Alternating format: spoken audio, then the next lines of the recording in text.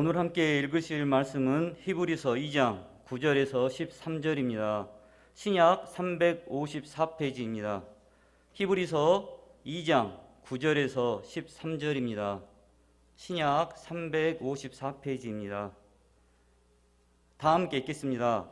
오직 우리가 천사들보다 잠시 동안 못하게 하심을 입은 자 곧 죽음의 고난을 받으심으로 말미암아 영광과 존귀로 간을 쓰신 예수를 보니 이를 행하심은 하나님의 은혜로 말미암아 모든 사람을 위하여 죽음을 맛보려 하심이라. 그러므로 만물이 그를 위하고 또한 그로 말미암으니가 많은 아들들을 이끌어 영광에 들어가게 하시는 일에 그들의 구원의 창시자를 고난을 통하여 온전하게 하심이 합당하도다. 거룩하게 하시는 이와 거룩하게 함을 입은 자들이 다 한 군원에서 난지라. 그러므로 형제라 부르시기를 부끄러워하지 아니하시고 이르시되 내가 주의 이름을 내 형제들에게 선포하고 내가 주를 교회 중에서 찬송하리라 하셨으며 또다시 내가 그를 의지하리라 하시고 또 다시 볼지어다 나와 및 하나님께서 내게 주신 자녀라 하셨으니. 이 말씀은 살아계신 하나님의 말씀입니다. 목사님께서 한 군원에서 난지라 라는 제목으로 말씀 선포하시겠습니다. 우리 사람들에게는 희망이 있고 또 꿈이 있고 소망이 있습니다. 그 희망이나 꿈이나 소망들은 늘 지금보다 더 나은, 그렇죠? 지금보다 더 나은 것입니다. 지금보다 못한 것을 희망하거나 소망하는 경우들은 아무도 없습니다. 예를 들어서 학생들이 내가 10등을 했다면 다음에는 10등 안에 들어서 9등을 하고 8등 하기를 원하지, 다음에는 10등 했으니까 이제 15등 할 거야 하는 생각하는 사람들은 아무도 없겠죠. 운동하는 선수들이 자기의 기록보다 조금이라도 더 나은 기록을 세우려고 할 거예요. 100m 달리기 선수가 지금까지 내가 10.5초였다 그러면 조금 더 단축을 해서 이번에는 10.4초 기록을 더 나은 기록을 세우려고 하겠죠. 또 큰 무게를 드는 선수들은 좀 더 큰 무게를 들기 위해서 노력을 하겠죠. 그게 보통 모든 사람들의 희망과 소망입니다. 지금보다 나은 삶을 살려고 애쓰겠죠. 지금보다 더 나은 환경, 지금보다 나은 더 좋은 그 어떤 환경들을 갖기를 원할 거예요. 집이면 또 차면 또 그 생활 면에서 금전적인 것이면 이 모든 부분이 지금보다 낫기를 원할 거예요. 근데 만약에 누군가가 지금보다 못하기를 원한다면 여러분 무슨 생각을 할 수 있을까요? 예를 들어서 지금 내가 24평 아파트에 사는데 이거 안 되겠어. 18평으로 줄이고 싶어. 이런 분이 있을까요? 아니면 지금 내가 소나타를 타고 다니는데 이제 아반떼로 낮춰야 되겠어. 이런 분이 있을까요? 지금 내가 200만 원으로 살아가는데 이건 너무 많아. 100만 원으로 살아야 되겠어. 이런 사람이 있을까요? 쉽지 않을 겁니다. 내가 어떤 삶을 살아가든 지금보다 더 나은, 더 좋은 삶을 기대하고 또 소망하고 그런 꿈을 꾸면서 살거든요. 만약에 이것에 역행을 하는 사람을 보면 여러분 뭐라고 할 수 있을까요? 지금보다 더 못한 삶을 계획하고 그런 삶을 살기를 바라는 사람이 있다면 우리 모두는 아마 분명히 손가락질 할 거예요. 저거 미친 거 아니야? 저 바보 아니야? 좀 뭔가 이상한 거 아니야? 이런 생각을 하게 될 거예요. 그런데 오늘 예수님께서는 우리의 이런 기본적인 생각, 기본적인 보편적인 생각과는 전혀 다르게 하나님이신 그분이 천사보다 조금 못하도록 낮아지셨다, 내려오셨다고 표현을 하고 있거든요. 9절은 그렇게 기록합니다. 오직 우리가 천사들보다 잠시 동안 못하게 하심을 입은 자, 곧 죽음의 고난 받으심으로 말미암아 영광과 존귀로 관을 쓰신 예수를 보니 이를 행하심은 하나님의 은혜로 말미암아 모든 사람을 위하여 죽으심을 맛보려 하심이라. 무슨 말이에요? 천사보다 조금 못하게 하심을 입은 분이 누구냐? 죽음과 고난을 받으심으로 영광과 존귀로 관을 씌우신 예수님이에요. 그러니까 예수님이 천사보다 조금 못하게 되셨다는 거죠. 천사가 뭐냐 하면 지금 하나님과 대조적인 개념이에요. 하나님은 창조주시고 천사는 그 창조에 의해서 만들어진 피조물의 개념입니다. 그런데 창조주 하나님께서 피조물인 천사보다 조금 더 못하게 되셨다고 그랬어요. 낮아지셨다는 이야기예요. 그렇게 하시는 이유가 뭐냐 하면 우리 모든 사람을 위하여 죽음을 맛보기 위해서다. 우리를 위해서. 죽음이 목적인데 그 죽음의 목적은 뭐냐 하면 우리를 위해서다라는 거예요. 물론 잠시라는 단어를 통해서 한시적 낮아지심인데 한시적으로 낮아지셨다는 거예요. 즉 어떤 목적을 가지고 낮아지셨다는 뜻이고 그 목적을 위해서 낮아지셨다는 뜻입니다. 예수 그리스도께서 하나님이시기 때문에 천사들과 어떻게 비교가 가능할까요? 불가능하죠. 어떤 것과도 비교할 수 없습니다. 창세 전부터 하나님과 동등한 영광을 가지시고 능력을 가지신 분이거든요. 요한복음 17장 5절에서 아버지여 창세 전에 내가 아버지와 함께 가졌던 영화로서 지금도 아버지와 함께 나를 영화롭게 하옵소서. 창세 전에 가지셨던 그 영화, 창세 전에 성부 하나님과 동등하게 가지셨던 성자 예수님이 가지셨던 그 영화, 그뿐만이 아니라 골로새서 1장 16절은 만물이 그에게서 창조되되 하늘과 땅에서 보이는 것들과 보이지 않는 것들과 혹은 왕권들이나 주권들이나 통치자들이나 권세들이나 만물이 다 그로 말미암고 그를 위하여 창조되었다고 그랬습니다. 즉 이 모든 만물을 창조하셨던 하나님이라는 이야기예요. 예수 그리스도는 만물을 창조하신 하나님이십니다. 그런데 그분이 죽음의 고난을 맛보기 위해서 낮아지셨다는 거예요. 창조주 하나님께서 잠시 동안 낮아지시는 그 이유가 뭐냐면 죽음의 고통을 맛보기 위해서래요. 이 죽음의 고통의 목적이 뭐냐면 우리를 위해서. 우리와 똑같은 인성을 가지셨고 우리와 같이 고난도 받으셨고 우리와 같이 죽음을 맛보셨다는 이야기예요. 이 죽음을 통해서 실패한 아담을 포함한 모든 인간들을 회복시키기 위해서라는 뜻이에요. 하나님의 은혜로 말미암아 모든 사람을 위하여 죽음을 맛보려 하심이라 그랬죠. 그리스도는 모든 사람을 위하여 대속의 죽음을 죽으신 거예요. 이 모든 과정들, 즉 예수님께서 낮아지셨고 우리를 위하여 고난을 당하시고 우리를 위하여 죽으신 이 모든 과정들은 결국 뭐냐 하면 하나님의 은혜로 되어졌다는 뜻입니다.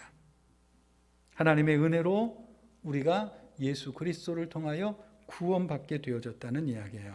그러면 그 구원을 위해서 예수님께서 고난을 당하셨어요. 죽음을 맛보셨어요. 그 이유에 대한 설명을 10절에 합니다. 그러므로 만물이 그를 위하고 또한 그로 말미암은 이가 많은 아들을 이끌어 영광에 들어가게 하시는 일에 그들의 구원의 창시자를 고난을 통하여 온전하게 하심이 합당하다. 하나님께서 우리를 구원하기 위해서 창시자인 그가 고난을 받게 하신 거, 이거 너무 합당한 일이다. 하나님의 목적을 위하여 하나님께서 친히 낮아지시고 우리와 같이 고난을 당하심으로 우리를 구원하신 것이 너무나 합당한 일이라 그 말이에요. 하나님께서, 창조주 하나님께서 우리를 구원하시고 우리를 자녀 삼아주시고 하늘나라의 영광으로 우리를 인도하실 거거든요.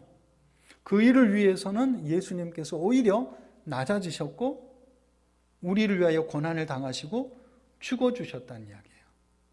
우리는 하나님의 나라에 임하고 하나님의 자녀가 되어지고 하나님 나라의 축복을 누리게 하기 위해서 예수님께서는 하나님이신데 사람의 몸을 입고 종의 형체를 가지시고 이 땅에 오셔서 고난도 당하시고 죽어주셨다는 거예요. 우리를 높이기 위해서 하나님이 친히 우리에게 내려오신 거예요. 낮아지신 거예요. 그래서 많은 아들, 즉 예수 그리스도의 대속으로 인하여 하나님의 자녀된 우리 성도들, 그 성도들로 하여금 하나님 나라에 이르게 하기 위해서. 물론 많은 아들들이 하나님 나라의 유업을 물려받을 자들이지요. 갈라디아서 4장에 율법 아래에 있는 자들을 속량하시고 예수 그리스도께서 낮아지심으로 우리를 속량하심이죠. 우리로 아들의 명분을 얻게 하심이라. 우리는, 죄인인 우리는 하나님의 아들이 되도록 높아진 거죠. 너희가 아들임으로 하나님이 그 아들의 영을 우리 마음 가운데 보내사 아빠 아버지라 부르게 하셨느니라. 우리가 죄인인 우리를 하나님의 아들로 삼아주시는 정도가 아니라 하나님의 영을 우리 가운데 주심으로 하나님을 아빠 아버지라고 부를 수 있는 권리까지 높여주셨다는 거예요. 그러므로 내가 이후로는 종이 아니요 아들이니 아들이면 하나님으로 말미암아 유업을 받을 자다. 하나님으로 말미암아 우리가 하나님 나라를 유업으로 물려받을 자들이 되어진 거예요. 이 얼마나 큰 기쁨이고 영광입니까? 하나님의 자녀된 성도들이 하나님을 아버지라 부를 수 있게 하신다. 이 안에 놀라운 원리가 하나 숨겨져 있습니다. 우리가 하나님을 아버지라 부를 수 있대요. 그런데 예수님은 이 땅에 오실 때에, 낮아지실 때에 어떻게 오셨느냐 하면 하나님이신 그가 하나님의 아들로 오셨어요. 예수님이 하나님의 아들로 이 땅에 오셨고 죄인인 우리를 하나님의 아들 되게 해주셨어요. 그러면 뭐가 같아지는 거죠? 예수 그리스도의 신분과 우리의 신분이 같아져 버렸어요. 하나님은 우리를 위해서 내려오셨고 죄인된 우리들을 하나님의 아들로 높여주심으로 하나님의 아들 되신 예수 그리스도와 하나님의 아들 된 우리 모두를 동등하게 하나님께서 취급해 주시겠다는 뜻이에요. 엄청난 은혜지요. 이거를 11절에서는 어떻게 표현하죠? 거룩하게 하시는 이와 거룩하게 함을 입은 자들. 자, 거룩하게 하시는 이는 예수 그리스도시고 거룩함을 입은 자들은 성도들이에요. 예수 그리스도와 성도들이 다 한 근원에서 난지라. 그러므로 형제라 부르시기를 부끄러워하지 아니하셨다고 그랬어요. 예수 그리스도와 하나님 안에서 부름받은 우리가 한 근원에서 났다. 이 말이 무슨 말이죠? 한 아버지 아들이라는 뜻입니다. 한 아버지 아들인 거예요. 하나님의 동일한 자녀가 되어졌다는 거예요. 그래서 친히 하나님이신 예수님께서 우리를 형제라고 부르는 일에 부끄러워하지 않으셨대요. 생각해 보세요. 어떻게 하나님이 죄인인 우리들을 형제라고 말할 수 있느냐는 거예요. 불가능한 일이죠. 불가능한 일이에요. 그런데 형제라고 해주신다는 거예요. 이걸 부끄러워하지 아니하신다는 거예요. 한 하나님의 동일한 아들이 되어짐으로 예수 그리스도께서 우리를 형제라고 불러주신대요. 이 우리에게 얼마나 위대한 영광인지 모릅니다. 얼마나 놀라운 일인지 몰라요. 우리의 우리의 신분이 죄인에서 하나님의 자녀로 바뀌어버렸어요. 더 나아가서 우리로 하여금 신의 성품, 신성한 성품에 참여하게 해주셨어요. 베드로서 1장 4절에 이로써 그 보배롭고 지극히 큰 약속을 우리에게 주사 이 약속으로 말미암아 너희가 정욕 때문에 세상에서 썩어질 것을 피하여 신성한 성품에 참여하는 자가 되게 하려 하셨다. 신성한 성품, 즉 하나님의 성품에 참여할 수 있도록 우리를 하나님의 성품과 같이 되게 해줬다. 이걸 좀 쉽게 표현하자면 하나님과 동등한 신분이 되게 해주셨다는 뜻입니다. 제가 가끔 예로 드는 것 중에 하나가 거지와 왕자 이야기 아시죠? 그럼 거지가 깨끗이 씻겨놓고 다듬어 놓고 또 옷도 잘 입혀놓고 왕자가 입는 옷을 입혀놓고 그리고 왕자가 사는 집으로 딱 앉혀놓으면 왕자 같아요. 그렇죠? 근데 중요한 건 이 거지는 평소에 그냥 그 흙바닥에서 자는 습관이 있기 때문에 왕자가 자는 그 푹신한 두꺼운 이불에서 잘 수가 없는 거예요. 잠을 못 자요. 평소에 늘 그냥 이것저것 다 그냥 혼합해서 손으로 집어먹던 습관이 있던 이 사람이 왕자의 옷을 입혀놔서 왕자가 먹는 상에 걸게 차려진 그 상에 수저젓가락을 놓고 먹으려니까 속 터져서 못 먹어요. 답답하죠. 그냥 손으로 막 집어 먹어버려야지. 흘리고 묻고 상관없이 먹어버려야죠. 왜요? 아직 왕자의 성품으로 바뀌지 않았다는 이야기예요. 그런데 하나님께서 우리를 왕의 성품, 하나님의 성품에 참여하게 해주셨어요.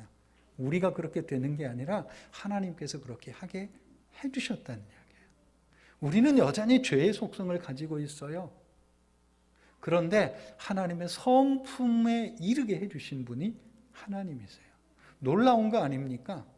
거지를 데려다가 씻기고 따듬어주고 때때고 광내서 왕자의 자리에 앉혀놨으면 지가 알아서 왕자처럼 행동해주면 얼마나 좋아요. 그런데 안 되는 거예요. 우리는 여전히 그런 삶을 살게 돼요. 그런데 하나님께서 우리를 때때고 광내고 왕자의 자리에 앉혀주는 것만이 아니라 왕처럼 행동하도록 하나님께서 우리를 붙들어 주시겠다는 이야기예요. 이게 얼마나 큰 은혜입니까? 얼마나 큰 영광입니까? 그런데 하나님께서 뭐 달라고 우리를 그렇게까지 하실까? 생각해 보세요. 왕자가 버젓이 있는데 뭐 달라고 거지를 데려다가 왕자 자리에 앉혀놓겠어요? 그럴 이유가 없죠. 물론 그 왕자와 거지 이야기는 왕자가 세상의 바깥에 나가보고 싶어서 그렇게 바꾸자고 하고 한 거지요. 그런데 하나님께서는 이렇게 바꾸는 것이 아니라 죄인인 우리들을 그냥 왕의 아들로 불러주셨어요. 그리고 성품까지 허락해 주셨어요. 왜죠? 왜죠? 하나님께서 우리를 왕자로 하나님의 아들로 삼아주시지 않으면 안 되는 일이 있나요? 우리가 하나님의 자녀가 안 되면 하나님에게 불편한 것이 있나요? 모자라는 것이 있나요? 전혀 그렇지 않습니다. 그럼에도 불구하고 하나님께서 이처럼 하시는 이유가 과연 뭘까? 그 이유가 뭐죠?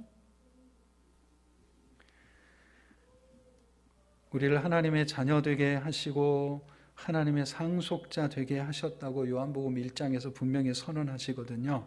영접하는 자 곧 그 이름을 믿는 자들에게는 하나님의 자녀가 되는 권세를 주셨으니 이는 혈통으로나 육정으로나 사람의 뜻으로 나지 아니하고 오직 하나님께로부터 난 자들이다.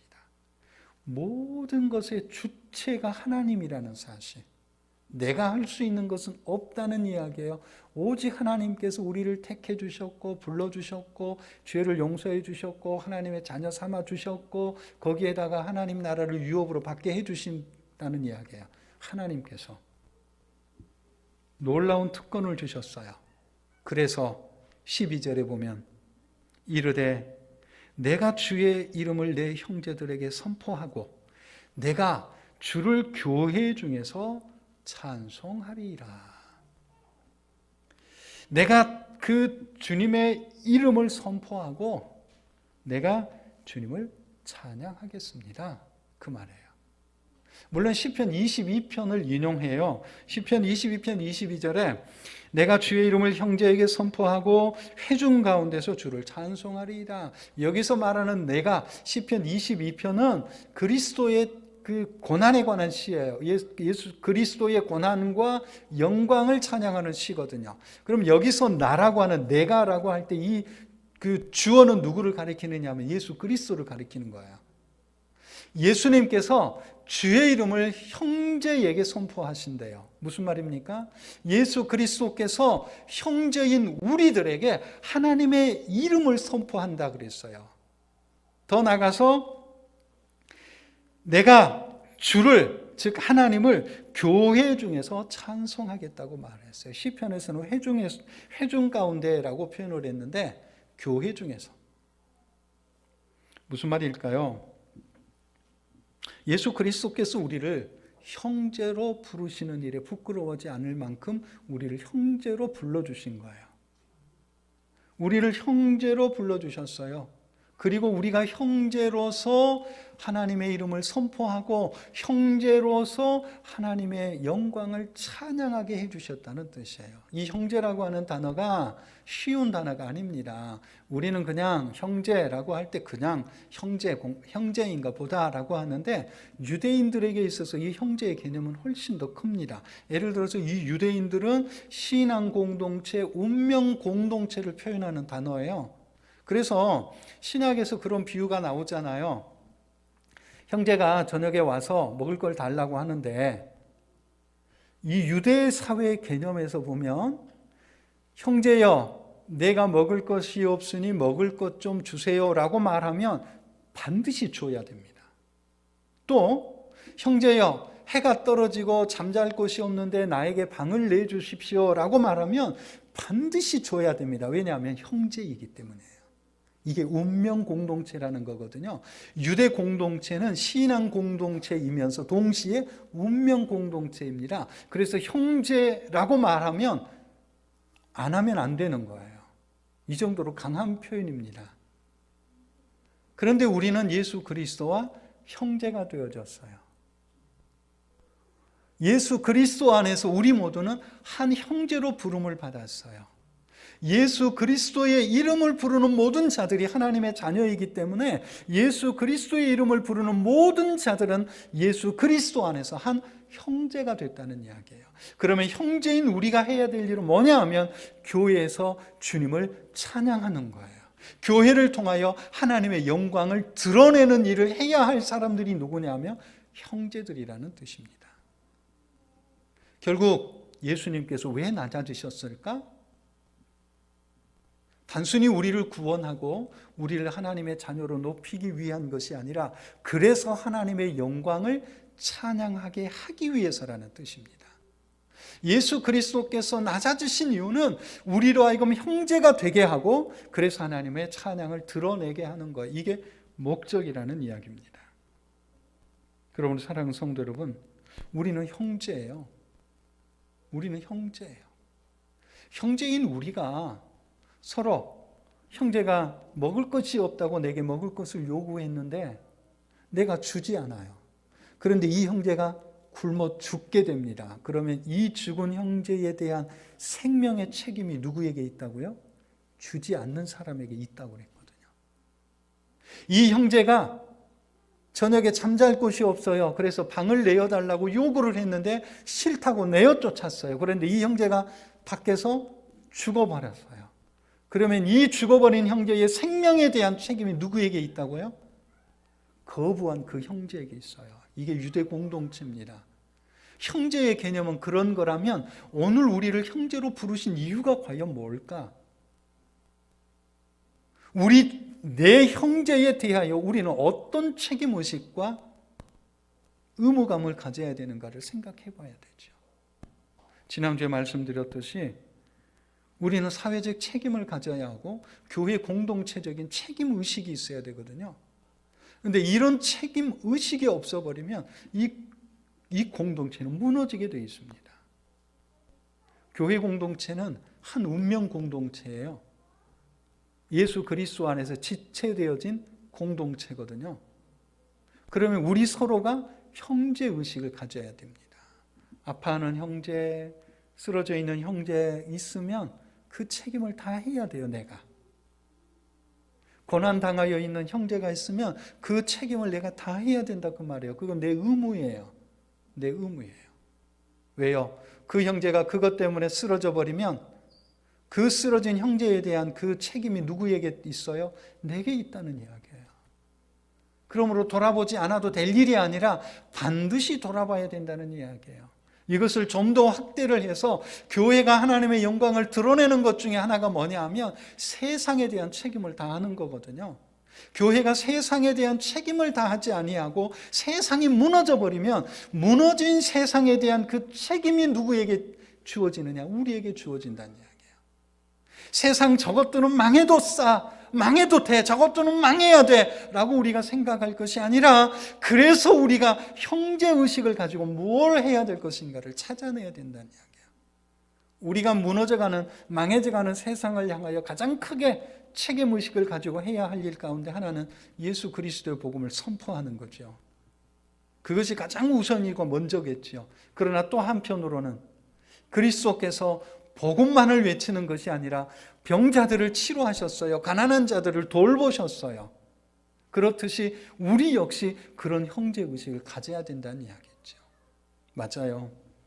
우리가 이 코로나 시대에 할 수 있는 게 뭐가 있겠어요? 아무것도 없어요. 우리가 할 수 있는 게 없어요. 우리가 팔 걷어붙이고 내가 주사 놔주겠습니다, 코로나 검사하는데 나도 검사하는 일 돕겠습니다 해봐야 우리가 할 수 있는 일은 없거든요. 그러나 찾아보면 참 많아요. 검사로 가보면 앞에 주차 안내하는 사람도 있고, 줄 서라고 안내하는 사람도 있고, 이쪽에 서세요 저쪽에 서세요 하고 안내하는 사람도 있고 많더라고요. 우리가 또 그렇게 하면 얼마나 좋겠어요. 그렇게 못한다면 최소한 우리가 감당해야 될 게 있어요. 그게 뭐죠? 방역 지침을 따라주는 것만이라도, 방역 지침을 따라주는 것만이라도 우리는 사회적 책임의식을 가질 필요가 있다는 이야기예요. 교회가 그냥 우리는 우리 할 일 하겠어. 물론 어느 때는 그러고 싶을 때가 많지요. 그래서 그냥 우리는 우리 나름대로 그냥 하고 싶은 거 하고 그러면 되겠지요. 그러나 그것 때문에 얼마나 많은 하나님의 영광이 가려졌고, 오늘날 이 코로나 때문에 교회가 세상 사람들이 얼마나 많은 손가락질과 비난과 욕을 얻어먹었습니까?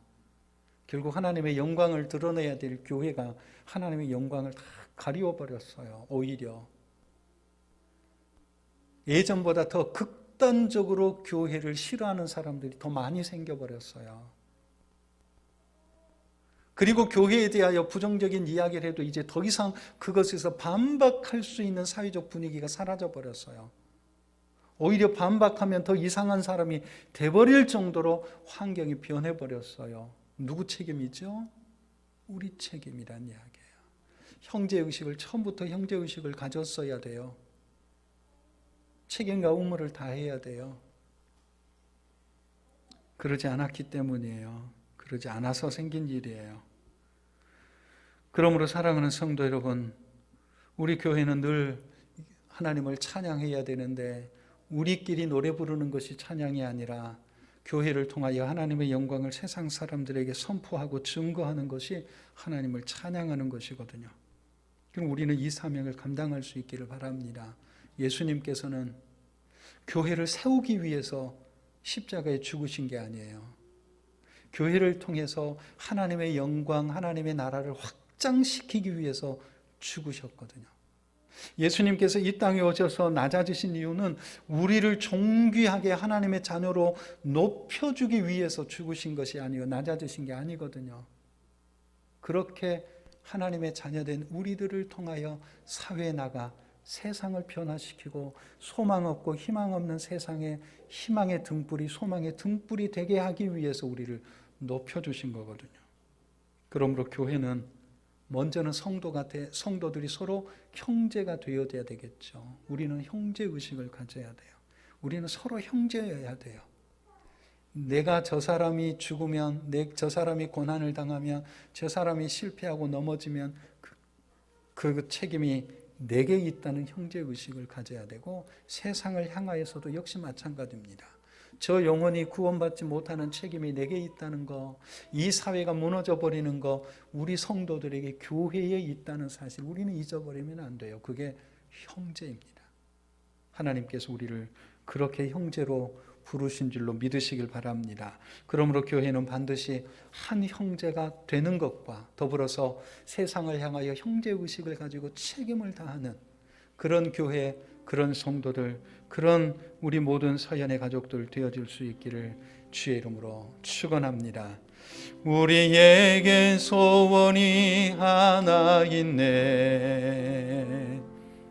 언제나 우리를 하나님의 자녀로, 그리스도의 형제로 부르시고 세상을 향하여 형제의 사명을 다하기를 원하시는 하나님의 뜻을 분별하여 교회가 하나가 되는 형제의 일을 다하며 세상을 향하여 그 사명을 감당하기를 소원하며 머리 숙인 사랑하는 모든 성도들 위에, 예배를 위하여 수고한 손길들 위에, 함께 참여한 어린 자녀들 머리 위에, 서연의 모든 가족들 위에 우리 구주 예수 그리스도의 은혜와 아버지 하나님의 사랑하심과 성령님의 교통하심이 지금부터 영원토록 함께 있을지어다.